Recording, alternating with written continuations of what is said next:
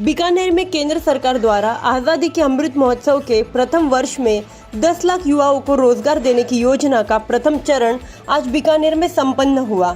भारत के 50 स्थानों पर एक साथ आयोजित हो रहे इन कार्यक्रमों की कड़ी में बीकानेर में भी कार्यक्रम आयोजित किया गया, जिसमें संसदीय कार्य मंत्री अर्जुन राम मेघवाल उपस्थित रहे।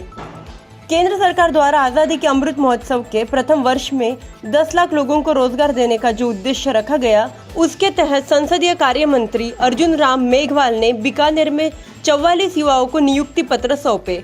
इस दौरान संसदीय कार्य मंत्री अर्जुन राम मेघवाल ने बताया कि संपूर्ण देश में हर वर्ष के प्रत्येक महीने की 1 तारीख तय की जाएगी, जिसके तहत प्रथम वर्ष में 10 लाख युवाओं को रोजगार देने का लक्ष्य रखा गया है।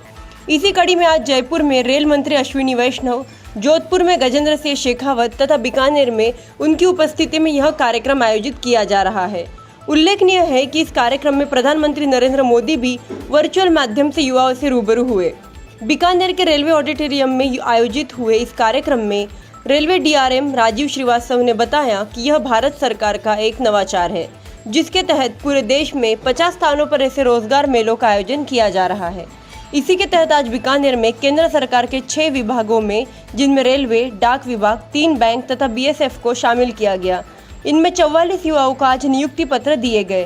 कार्यक्रम में पधारे बीएसएफ बीकानेर सेक्टर के डीआईजी पुष्पेंद्र सिंह राठौड़ ने बताया कि इस कार्यक्रम के अंतर्गत बीकानेर में 3 सब इंस्पेक्टर और 2 कांस्टेबलों को बीएसएफ में नियुक्ति दी गई, जबकि जयपुर में आयोजित हुए कार्यक्रम में 34 सब इंस्पेक्टर और कांस्टेबलों को बीएसएफ में नियुक्ति पत्र दिए गए हैं। उन्होंने इसे भारत सरकार की अनूठी पहल बताते हुए कहा कि इससे युवाओं का मनोबल बढ़ेगा। बताएं। देखिए, सबसे पहले मैं दीपावली की शुभकामनाएं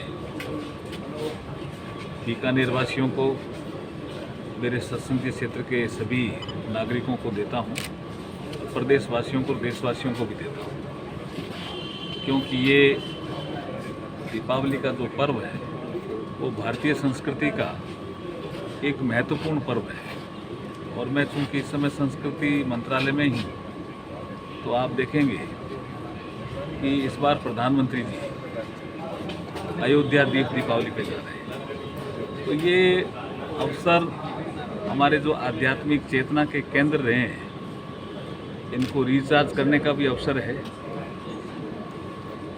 श्री राम मंदिर का निर्माण जो अयोध्या में हो रहा है, वो भी एक महत्वपूर्ण पड़ाव है।